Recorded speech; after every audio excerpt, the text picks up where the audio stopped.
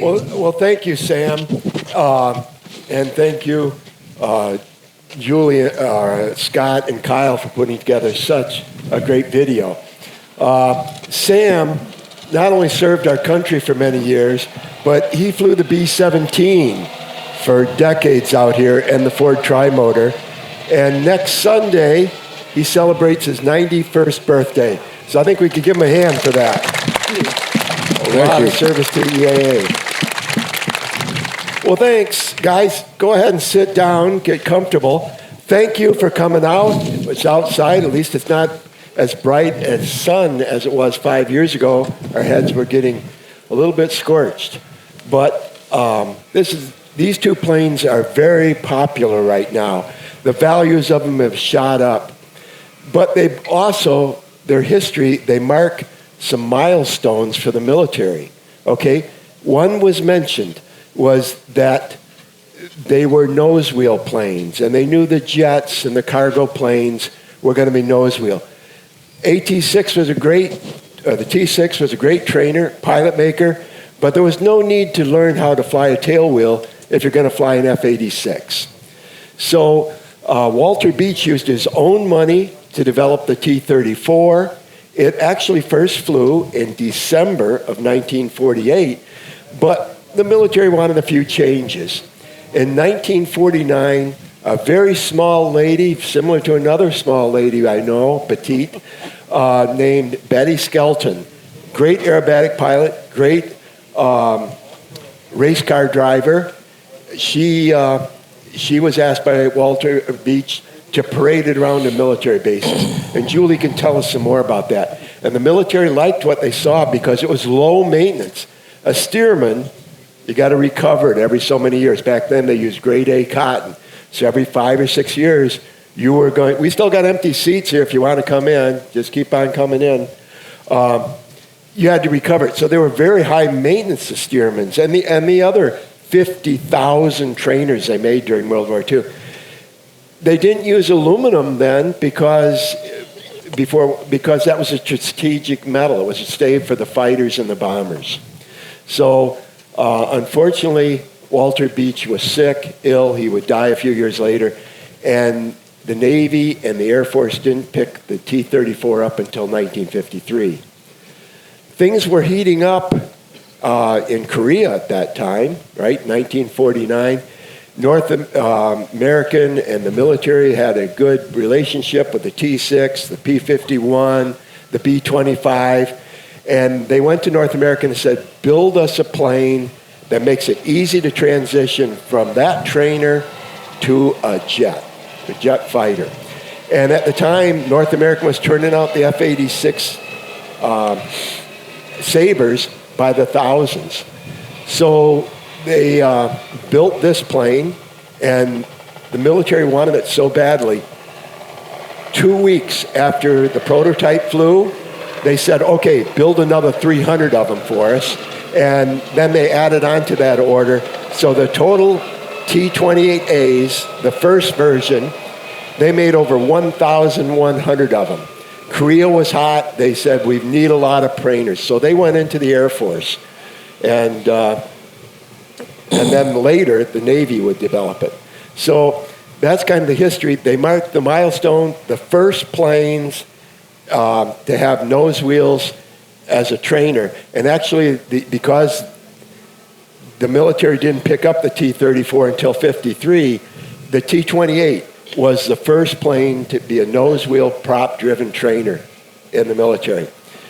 Also, it marked the end of something. Does anybody know what might have been the last trainer to have a radial engine? So the T-28 was the last with a radial engine. So here are some people. Myself, I'm an aviation historian. My wife, who's up here, she convinced us that we needed a T-28, and she said, we only got to keep it 2 years. That was 24 years ago. So, and then about 7 years later, she said, we could save a lot of money if we buy a T-34 and fuel. So we bought a T-34. So we've owned both for quite some time. Smart wife. And still get both. Yeah, that's yeah. So now I'm going to turn it over to Tom here, and Tom can tell us about his introduction. I mean, he was one of the people that this plane was built for to teach, and your experiences. Thank you, Paul. As Paul said, the trainer, both the 34 and the 28 were designed specifically in mind with people with no prior flight time.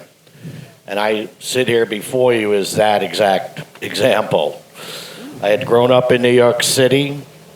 Our car died when I was 12. I never drove a car until I got into, and then came down to Navy flight training to begin the journey that would last 27, almost 28 years. My first introduction was the 34 Bravo at Softly Field in 1974. I had a Marine Corps instructor, 2 combat tours in Vietnam, and said, Tom, let's go. I understand you have no prior flight time, and we're going to teach you how to fly. Saluting the good Iron Captain, I said, let's go. On my first 3 flights, I failed to be able to taxi the aircraft into the chocks. Now, that is not a good thing to be seen on the ramp, where a white hat or a Navy enlisted personnel would come out with a tow bar and unceremoniously drag you into the chocks.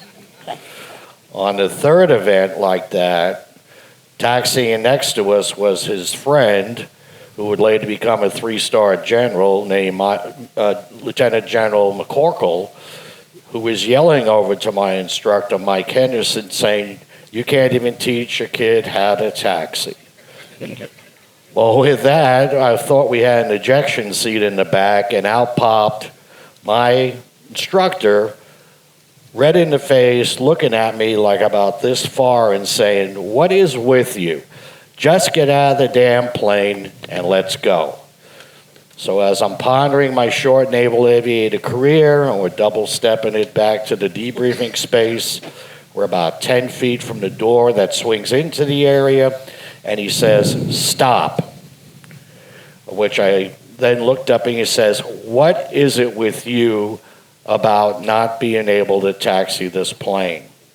I said, sir, well, quite honestly, I've never driven a car, which I obviously failed to tell him on the initial interview. He says, let me get this right. You've never driven a car and you've never flown a plane. Do I have that right, Candidate Donovan? Yes, sir. Great. Follow me. As he dragged me into the ready room and proceeded to tell his friend McCorkle that here's the real story, that was the way I got introduced to the T-34 Bravo, as well as to the rest of Navy flight training.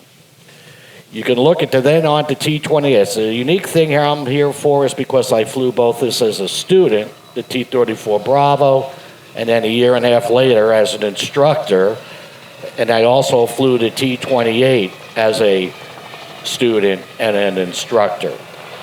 Their stability in the aircraft, the ability to do precision maneuvering, instrument approaches are renowned. And I am testimony to that today, having gone through and got my wings back in 1976. As a little add-on, Paul, 10 years later, I would come back and screen for command and have a command of a primary T-34 Charlie squadron, of which I would then tell the students, I'm your lowest common denominator. If you can taxi a plane and you can solo, you got me right at the get-go. So that's where I got exposed to flight training, these 2 beautiful aircraft, and fond memories. So you've flown both the T-34 Bravo, you flew the T-28, and you later flew the turbine version of this. That's correct. Yep. And did you ever get your driver's license? Well, well, thanks, Paul, for asking. I almost forgot. That was good. Well, I got my wings in April of '76 on a Friday. My folks drove down from New York City. On Monday, I was at the DMV getting my road test from a what turned out to be a 6'3" state trooper with the Smokey the Bear hat. And he looked down the aisle with me and about 3 other guys. They all had long hair. I obviously did not. And he reached over the counter to the lady that processed us. He says, "I'll take him." And I'm looking up. I go, "What did I do to deserve this attention?" Because the other people had been in there before me. He goes, "You're mine." With that, I got out into the car, started up my friend's car. He says, "Let's go." Now, I had been in the DMB test area on Saturday and Sunday to practice all the maneuvers, so I was all pumped. Well, we proceeded to go 20 feet. He says, "Turn right." Went another 20 feet, turn right again. And then finally, the last 20 feet, he turned right, said, "Shut it down, congratulations, and good luck with your future." And so that was my first introduction to a Texas state trooper and my transition to my first driver's license. Oh, wow, you had your wings first. Great. Thanks, Tom. And for the people sitting out in the stands here, we still have some empty places if you want to come and sit down. So, in this side. Next, we'll have somebody that doesn't need an introduction, Julie Clark. And I hope you've read her book, Nothing Stood in Her Way. And when I read it, it's just humbling. I mean, and correct me if I'm wrong, your father, Julie, was the first airline commercial pilot that was murdered in a hijacking. Yes. And you were in your teens? I was 15. She was 15. So that's kind of a real setback, but it doesn't set Julie back. And so tell us on your relationship to not only the T-34, but the T-28, and maybe later we'll get into, she might have got into some air shows. So go ahead. I also lost my mom when I was 14 in a choking accident, so now all of a sudden I was orphaned. But I had taken several flights with my dad. I'm going to really date myself now when I say the DC-3, the F-27, the Martin 404. And I always knew, even after his accident, that I wanted to be a pilot, but I didn't want to just be an airline pilot. I wanted to be a pilot. I wanted to be an airline pilot. But now, mind you, this would be in the 50s. Yeah, that's right. And so it was a battle, not only financially, but trying to break through that door to become an airline pilot. And that's a big part of my book. And like he said, Nothing Stood in Her Way, Captain Julie Clark. But the T-34 came around so by mistake. I was married to a Navy pilot back in the 70s. He flew A-7s, and we were at Navy Lemoore. And at that point, I was flying incubated babies for Valley Children's Hospital in Fresno, and I was a flight instructor, and I'd worked all this way up. I restored antique clocks. I worked at Charlie Brown's restaurant till 2 a.m., and at 6:30 in the morning, I'd be back at San Carlos Airport taking a flying lesson. And, you go there with your tips and say, how many lessons can I get out of all this change? But it was a hard battle. And so I'm married to my Navy pilot husband, and he had mentioned about all my flying time. So I was actually asked to run the ground school for the B models, and the T-34 B models, not knowing anything about it. I'd flown my first T-34 in 1974. So next thing I know, I transitioned into being a civilian instructor at NAS Lemoore. Even after my husband got rifted, I had to stay on board at Lemoore, and he's out getting an airline job. But that was my first taste of a T-34, and I learned formation flying. I learned the ACM, which is Air Combat Maneuvers, and I really fell in love with that airplane. And I remember the last day I pulled the mixture back, the airplane shut down. I thought, man, I'll never fly one of these again. Boy, was I wrong. So anyway, now we fast forward. I get hired with the airlines in 1976. I'm one of the very first women to fly for a major carrier, first for my airline. And we formed ISA plus 21, and maybe some people here know it's a big organization for international social affiliation of women airline pilots. And now it's been changed to, I can't remember what the ISA is now, but Society of Women Airline Pilots. So I'm one of the original 21. And again, that just means I'm old. You're old. Experience. So yeah. So now we're going to fast track back to my first year flying with, it was Hughes Air West, then we became Republic, Northwest, and my pension says Delta. So it's all good, right? And so I got involved in competition aerobatics in Phoenix, Arizona. I was flying a Pittston competition, and I really got into it. I was just really focused on this this aerobatic competition. But then one day I'm flying some attorneys when I'm still building flight time, and I saw an ad for a T-34, and it said 2 A-45s. So I knew right away that those were T-34s, and they were on a government surplus sealed bid. And this is before I really quite got on with the airlines. This is 1976. And so I didn't tell my husband, but I thought, man, that'd be so cool to own one of these, So I bid on it. And I had to get $1,000 from a girlfriend of mine who was a school teacher because I didn't have $1,000 to make the bid. And then I decided to bid $1,000 over the original bid, which was $17,000. So I bid $18,000 for this airplane. So now fast forward, I'm now on with the airlines. I'm getting involved in this competition aerobatics because I didn't find out about the bid for about 6 months.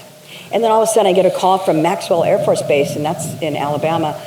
But the airplane was up in Alaska. So I was told that I had a phone call from Maxwell. I said, what was that about? And this secretary there said, something about a T-4. I said, a T-34? Yeah, you now own one. And I remember going, oh my God. So I hadn't told my husband, but to make a long story short, I asked him to go up and have a nice fun trip and fly this airplane back, and he was very upset with me. So I went solo up to Elmendorf Air Force Base, and that is where I bought this airplane. I go in there in a taxi cab the morning I get there, and I don't know anything about A models. They're very subtle changes, right? Right. Right, Paul? But enough to you kind of have to figure out what you're doing there. But to make a long story short, it's very low clouds, it's pouring down rain, and they're spray painting my airplane where it said U.S. Air Force with spray paint, And I said, oh, what do you guys do? Now, mind you, I'm like 27, 28 years old. I'm just a young buck. And he said, this airplane's leaving Air Force Command duty. By the way, when are you leaving? I said, well, not today. Not right now. Not right now. So I did a little research on the airplane, but my trip home, I could have written a book just about that, and I'll just tell this a little bit about this story. They were saying the best way to get out of here is go up through Windy Pass to Whitehorse and then down through Canada, the Alcan Highway, which back then, it wasn't a highway, it was a trench. And so I left late in the afternoon, and this is in June, so it's light for a long time. But to make a long story short, I never did find Windy Pass, and when I finally got to Whitehorse, I saw that my compass was 45 degrees off from the back compass, and the back compass was the correct one. So that night I slept in the women's bathroom at the airport. I swapped compasses and continued on my way. And then as I finally found the Alcan Highway, I'm heading down the highway, and I tell people, this is what I was flying along going, oh my God, my husband's gonna kill me when he sees this airplane. And I started smelling a really weird smell, and I told people it kind of smelled like baked potatoes. But oh, by the way, the amp meter didn't work, the voltmeter didn't work. There's a lot of things that did not work in this airplane. As it ends up, it was the battery overheating, and then there's this big, huge bang, and through the side of my foot, I was being covered in battery acid. And so I remember opening the canopy going, oh my gosh, I'm not going to survive this. And all I kept thinking was it didn't really matter because when I get home, my husband's going to kill me anyway. But I had this big airline career to face. But anyway, I found a gravel strip because I saw like a high-wing Cessna. So I landed there, and they said, what can we do with you, little missy? And I said, well, I think I've got a big battery problem, and I was just covered in acid. So we ended up getting it started, and it's a 24-volt system. And in the 70s, little airplanes did not have 24-volt systems. So the whole rest of the flight, I was trying to get down to LA where I was getting my flight training for the airlines, and I'm still up in Whitehorse, just coming down the Alcan Highway. So the whole rest of the flight was a wet compass and the gear down, and somehow I got through customs, but I had to call every airport in Canada that had airlines so that they could give me the light gun so that I could land and get 24-volt start cart, and that's how I came home. So the flight home was just awful.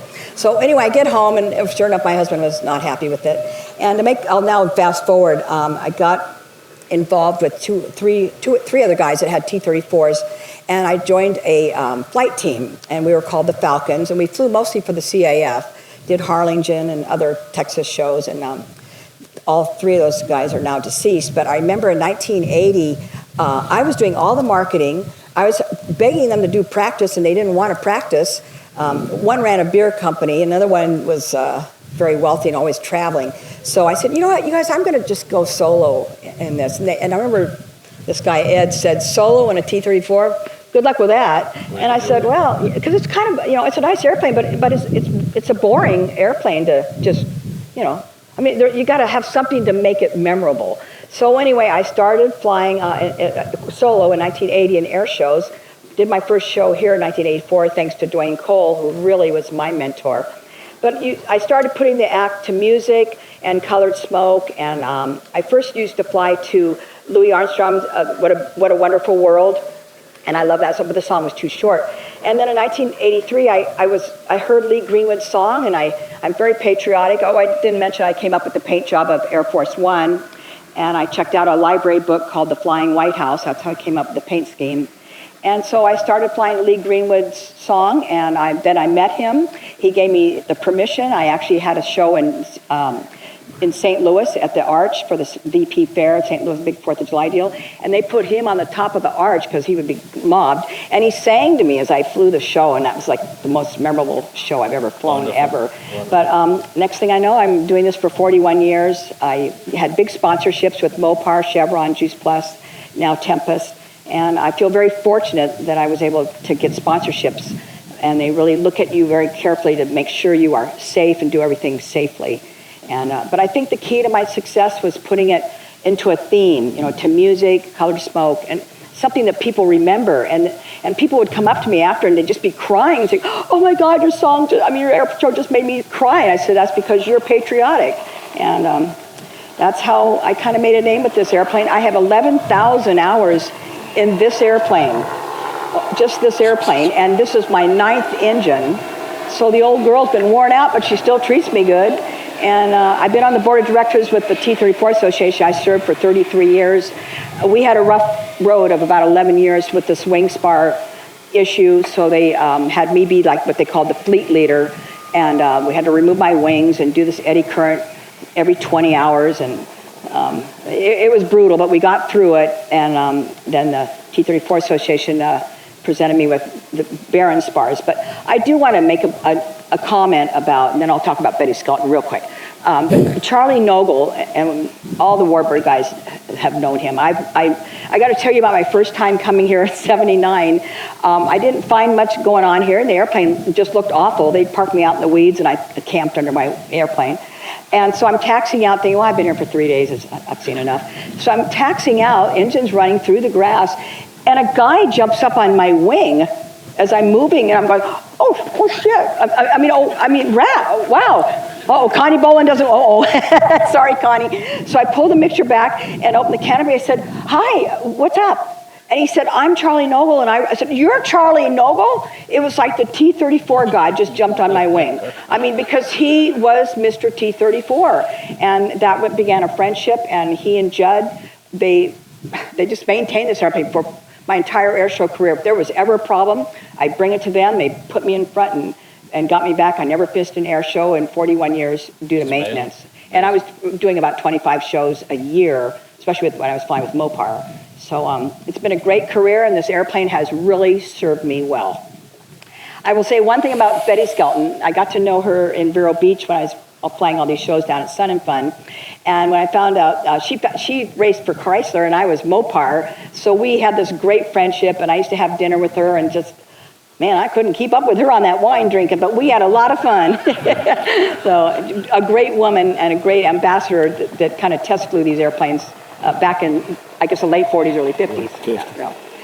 And if you go to the museum, you can see her pits, and it has a little skunk on it. Yeah. She was known as Little Stinker. Little Stinker, yeah. So, well, we'll move on. I've made people cry too when I fly, but it wasn't, I think it was the way I flew that made them cry. I was at the University of Illinois in 1970, and I can remember taking my $1,500 Cessna 120 down to Charlie Nogle's at Tuscola, just south. And I thought, who in their right mind would spend $10,000 for a two-place Bonanza? which is what I saw. God. The cheapest ones you see now are 180,000 on up. Full restorations are astronomical. So, I thank you. didn't mention about my T-28. Should I bring Yep, that up? she's got a T-28 too. Back in 1996, I had been checked out in a T-28 in California. So I never really thought I wanted one, but I bought one in 1996, and I traded my Debonair with a smoke system and $50,000 for a yellow airplane that didn't even fly. And so I got a ferry permit, but anyway, I had Top Banana. I don't know if people remember the Top. I brought it here for 9 years, flew with the T-28 guys. And it was a great airplane, and I just recently sold it to a gentleman up in Brookings, Oregon. He kept the same livery of the Top Banana, which was Hughes Air West, the airline that hired me. And yes, Hughes Air West, Top Banana in the West. Who knows that? Nobody would raise their hand. Way before you guys. But anyway, I love that airplane, and now my better half, Mike, who just bought a T-34, goes, maybe we should buy a T-20. I go, don't go there. So, but it's a great airplane. I just think and you bought a jewel there. I knew Ralph Grouser very well and did a lot of flying with him in this exact airplane. Well, thank you, I guess Julie. I've talked long enough. Yeah, thank you. Thank you. And next is Mick Thorstensen. He's been flying T-28s, and he flew other T-34s for a long time. He still holds an aerobatic, aerobatic competency, an ACE card, low level. So go ahead. Tell us about your experiences. Well, hey, hi, good afternoon. Just going to stand up here a little bit and just tell a little bit about.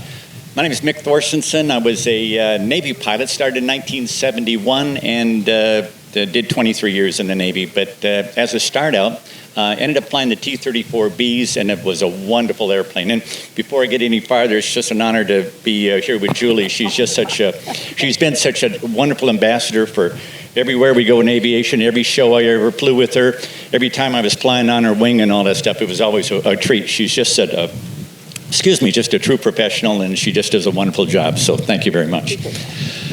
But at any rate, so started out in my Navy career flying the T-34s, and I thought, by golly, this is a great airplane, and I'm just going to have a wonderful time with that. The next thing, that was all at Softly Field in Pensacola, Florida. The next shot was at the T-28s. If you went multi-engine or something, you flew the propellers and so on. If you ended up going with jets, then you went to the T-2 Buckeye at that time. 1971 is when I started, got my wings in 73.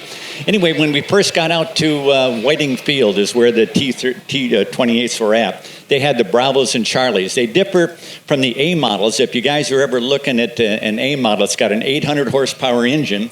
The oil cooler will be right next to the cowl. So this, if you see a gap like this, that'll let you know that this is a big engine. It's 1,820 cubic inches, built in Paterson, New Jersey. It's got 1,425 horsepower. Back when we used to use 115, 145 fuel. Then we went to 100, 130, and now we're down to 100 low lead. So we're giving up a couple inches of manifold pressure, and probably developing, instead of 1425, we're probably down to 1250 or 1300. Anyway, the propeller that you see on was an original B model, this airplane here.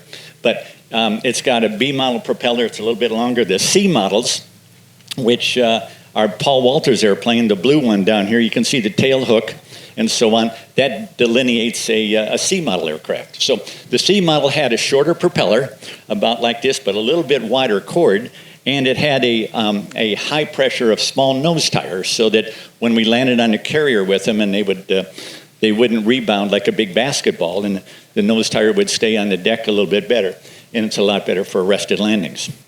Anyway, when I finally got to Whiting, and this is the first airplane. This is such a massive airplane. I kept thinking, how am I ever going to fly this thing? I could walk underneath the wing. If you go to see Paul and all this stuff, you can walk. I said, how in the heck am I ever going to fly an airplane that you can walk under the wing? I mean, that was just an amazing thing, because the T-34 was a little bit smaller. Anyway, we got into the first meeting there at the student control. We're all standing at attention, and we have to, the guy walks in the door and says seats. So we're all kind of nervous, so whatever, all my classmates. And the guy walks in, he says, Lieutenant Commander Knight was his name. He said, For all of you students who are worried about flying a single-engine radial, just want to let you know we haven't had an engine failure now in 20 minutes. Anyway, so that's how that worked. Anyway, all worked well. We used to fly these things in transitions, so we could end up being, so you learn how to fly it, and then we ended up putting a hood over for instruments, and that was in the back seat. So when you're learning how to fly, you're in the front seat. When you did an instrument training, you were in the back seat. The instructor was in the front seat, so the first couple of approaches that I ever shot in my life were all in the back seat of these T-28s. After we finished that and the formation and so on, we went to Paul's airplane and the BT-5 and back at Softly Field in Pensacola, and that's where we ended up landing on the carrier. And so there was a lot of training with that. The interesting thing about, as we used to shoot the approaches for the carrier, we have every bit of parasitic drag you can have on an airplane. We had the speed brake out, the tail hook down, gear, cowl flaps open, canopy open. I mean, it was just an amazing amount of drag and so on. But 82 knots as you're coming aboard, and at 325 feet, then you get the meatball, they call it, and you can pick up that, and then meatball line up and airspeed is how you fly that, and right down and touch down. So worked out great. Had a lot of fun with that. And just a question there. You're hanging pretty close to a stall coming in. Uh-huh. And you probably couldn't hear a buzzer, I would assume, if you were close to the stall flying a T-28. Yeah. And you were supposed to watch a meatball, so there probably wasn't a light. So how did you know, what did North American do to let you know that you were getting close to a stall? Well, in terms of the buffet, is that what you're talking about? No, Or they actually I'm talking about the warning they put in, the right rudder. Yeah. They do have a little stick shaker on the C models, only on the C models too. Out on the right wing out there, they have a little stall transducer, very similar to what a lot of civilian airplanes have. And so they put a little rudder shaker on the right rudder pedal. That would let you know. But if you got that, you were a little too slow. But these LSOs on the carrier were so good that as you're flying, and they can tell if you're 81 knots, 83 knots, 84. If you weren't right on 82, the guy would, the LSO would really get you. But the nice thing about those LSOs is these guys knew every doggone thing about you, how you flew it. We had worked with them at Barron Field for a long time, doing all of our FCLPs or field carrier landing practice. So it worked out very well. So that's kind of how the training things work. So these T-28s, they ended up being just an unbelievable airplane to train in. Then after you finished with the boat, because at that time when I got my wings, every naval aviator, the hallmark of being a naval aviator is you had to care qual. If you didn't care qual, at that time they'd say, I'm sorry, but nice try, and we'll see you later. So you end up having to be a care qual. Nowadays, if your fleet seat or whatever you're going to fly, aircraft does not have a carrier mission, then they don't care qual you anymore. But at least I got a chance to care qual with the T-28s, and that's and as they always talk about as you're flying. I used to jog around because the Lexington was based in right there at Pensacola. I used to jog around there, and that ship was huge. It's an old Essex-class carrier from World War II, one of the stars of World War II. And as we would use that for our training carrier, the jogging thing, this thing was huge. As we were flying out the day of our care qual thing, as you got out there, the TACAN, would tell you how far you're at in the DME, the distance measuring equipment. So we're watching the DME tick down, and sure enough, we'd start to see the wake of the carrier. Then the carrier would come into view. That carrier was so doggone small. It's about that big. You kept thinking, how in the heck are you going to land on this thing? That's way too. But it turns out everything worked out good, and it was a lot of fun. So that's and so the T-28s have since just become a kind of a really. We've flown them with Paul and the Trojan Horseman, the Trojan Thunder, Doug Rainbow here, and these two gentlemen here, and all that stuff. So we've done a lot of wonderful air shows with them and all that stuff, and it still is.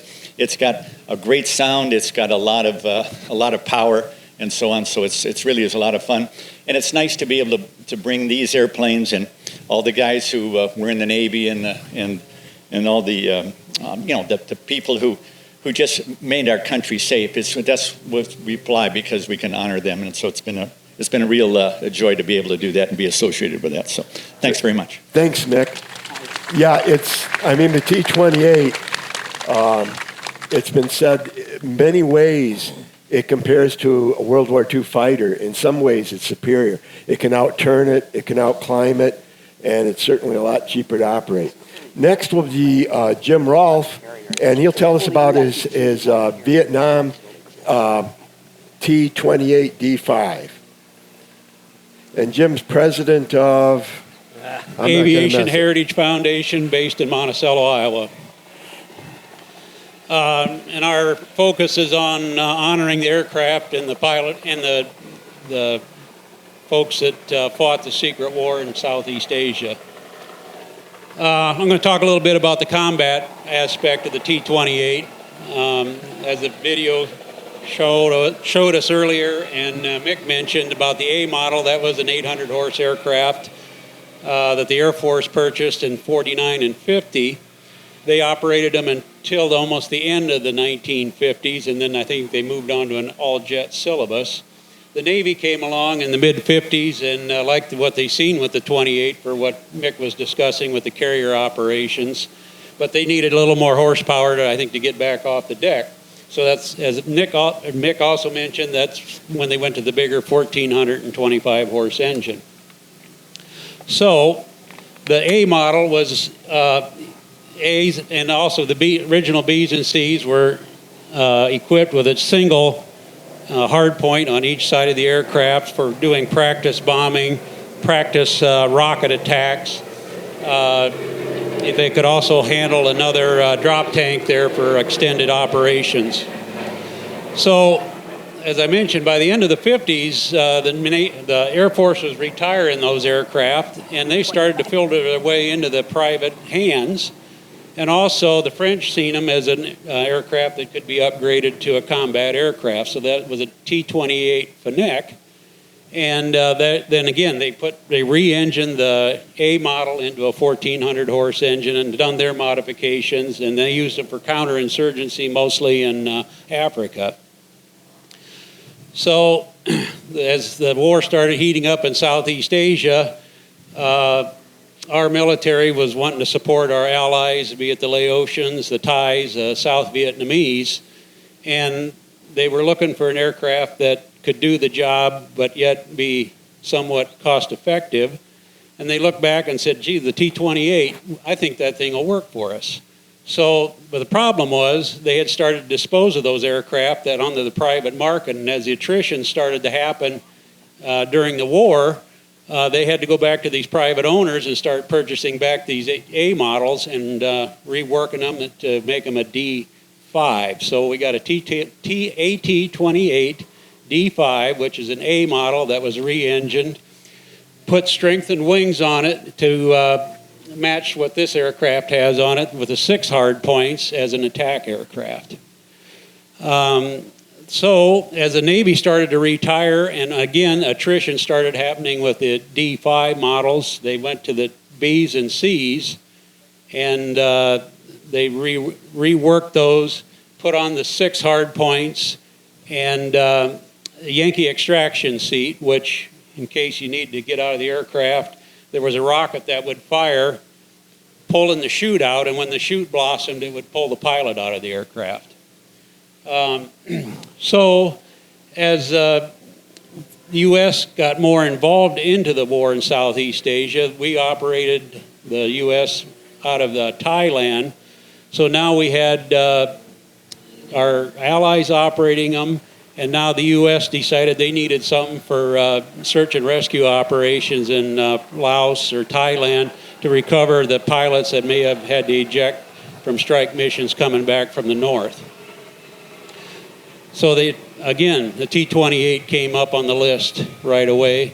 So out of the Nakhon Phanom Royal Thai Air Base, they established Detachment 1 of the 56, help me out here, Paul. Zorros? They were called the Zorros, but Special Ops? 56 Special Operations Wing. So between the operations of finding down pilots, and they also at night they use them to in concert with an O1 or O2. The O1 or O2 was equipped with a starlight scope, which was the first step in our night vision capabilities, and use that on the trail to find the truck movement coming down the trail. The O1s, O2s would spot the trucks, and then the 28s would come in and do the work. As time went on, of course, then we moved on to the Skyraider, and then carried more of a load, more range, more loiter time with the Skyraider. So, and you've got machine guns for this too, but they don't help the aerodynamics, I understand. yeah, well, Mick talked about all the drag coming onto the carrier. The Navy guys don't know what drag was. Because you hang all this stuff on here, and as we're finding out flying formation with the guys, they got a nickname for me, and I'm not going to repeat it. But there is a lot of drag. It looks like So it does create a lot of drag. The other thing with it is those bomb racks are actually designed to hold about 150 pounds, but they typically operate with these 250-pound low-drag bombs. On the outboard station here, we got 100-pound white phosphorus bombs that they use for marking targets, maybe for a bigger strike aircraft to hit a target. So the 28 seen a lot of action in Southeast Asia. The South Vietnamese Air Force operated them, the Thais ran them, the Laotians, and it was a very versatile aircraft, even for the U.S. Air Force. So, Great. And Jim also has a Skyraider, a Huey, an L1 or O1, Bird Dog. O1 Bird a lot Dog, of as I Vietnam mentioned. era Yeah, stuff. the focus of our mission for our foundation is to honor those that flew those aircraft and give everybody the stories that those created and honor those folks that flew them. Right. And our particular T-28, the CIA took it over to the Congo, and they let the CIA-trained pilots that did the Babe and Pigs fight the Cuban Fidel Castro communists over in the Congo, and it's got bullet holes all over it, patched. So thanks, Jim. Next is Dan here, and maybe you've heard about the Reno Air Races, but Dan's plane is very unique, and I'll let Dan take it from there. If you want to get up around your plane, that works too. No, that's okay. My name is Dan Kirkland. It's been great hearing from Mick and Julie and all that, and Tom, but I'm the civilian side of it. So I'm civilian trained, started out as a private pilot, worked my way up to commercial.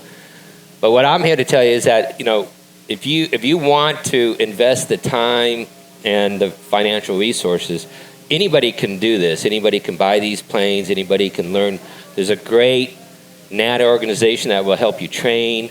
There's formation clinics that people will come. You'll fly and you go to these clinics. They'll put you in your back. They'll put trained instructors like these guys in the back seat, and we'll train you up and get you into formation. And you can be flying at air shows and at Oshkosh as well. What makes the 28 really, as compared to like the I own a T6 as well, but what makes the 28 great in this kind of environment is that, it's loud, it's big, it's easy to fly. The hard part of learning how to fly a 28 isn't really the stick and rudders, it's the engine management, what they call the boost, the overboosting, the underboosting. Understand the relationship between the RPM and the power settings, which you don't really worry too much about on the smaller engines. But with the bigger engines and the centrifugal force that you have inside those engines, you have to just make sure that you're taking care of it. That's really the hard part about it.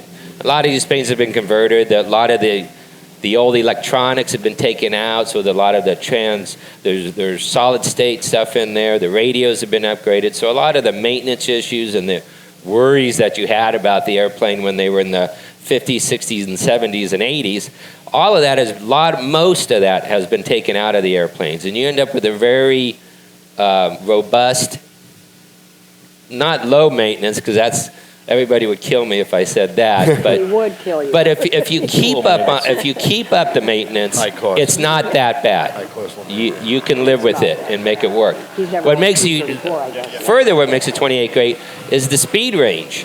So if you want to go fly what T6 is, you can. You can fly at 130 knots, 120, whatever the T6 can do. But if you get a chance to go fly with an L39, or even you'll see some of these in the Heritage or the Tailhook flying with F-18s. If you boost up the power, you can go fast. So you can go, a buddy of mine flew the Tailhook for a year in the 28, and part of the requirement was straight and level at 215 knots. If you look at this 8,500 pound airplane, it's hard to get it up at 215 knots straight and level. But if you put it up what they call METO power, which is 40 inches of manifold pressure and 2,500 RPM, that technically you can run that all day long. That's max continuous. At max continuous, you can run about 215, 218.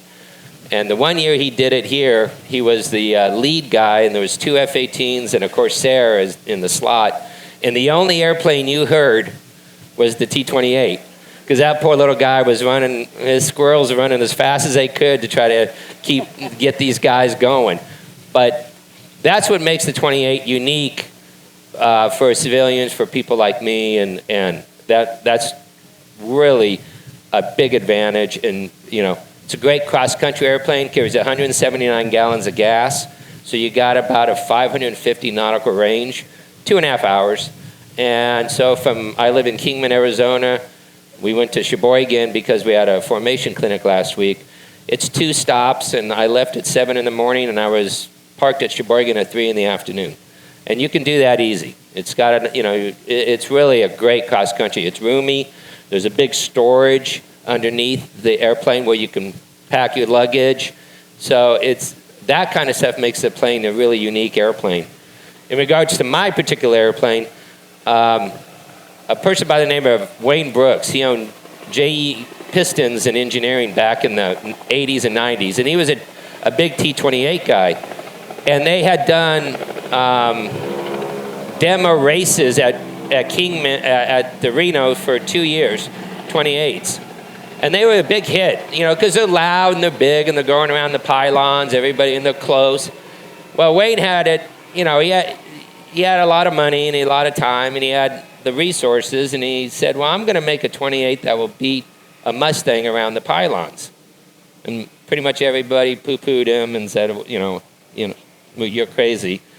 But what he did then is he went back to his engineers at his piston company. They designed special pistons and cylinders for him. What he did is he went back and got all the old overrun 10-over cylinders that nobody wanted, and he made a brand new aluminum piston and a set of rings for that. And then he went through the whole airplane. He stripped that particular airplane as an A model. It went to the Dominican Republic. It came back, sat around.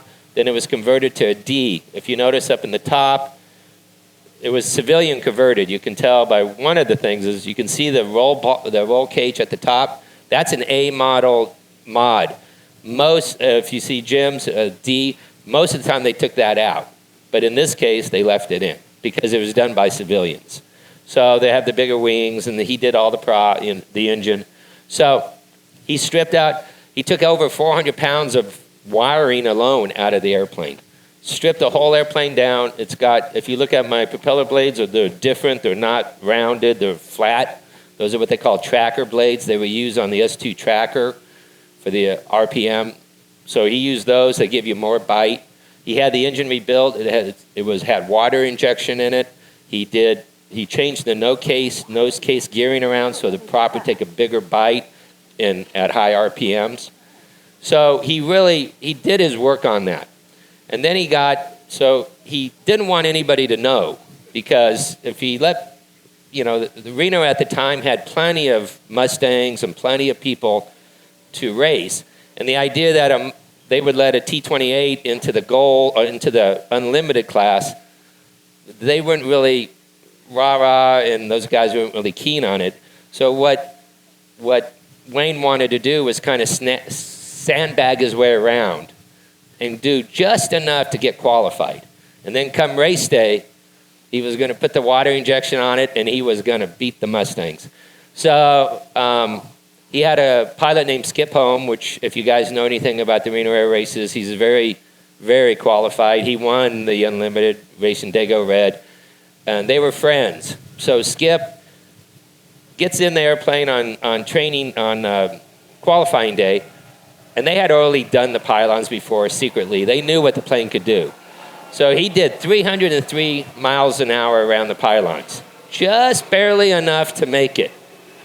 And so they land, and he gets out, and he's talking to Wayne, and everybody says, man, we're just where we want to be. We want to be just barely in there.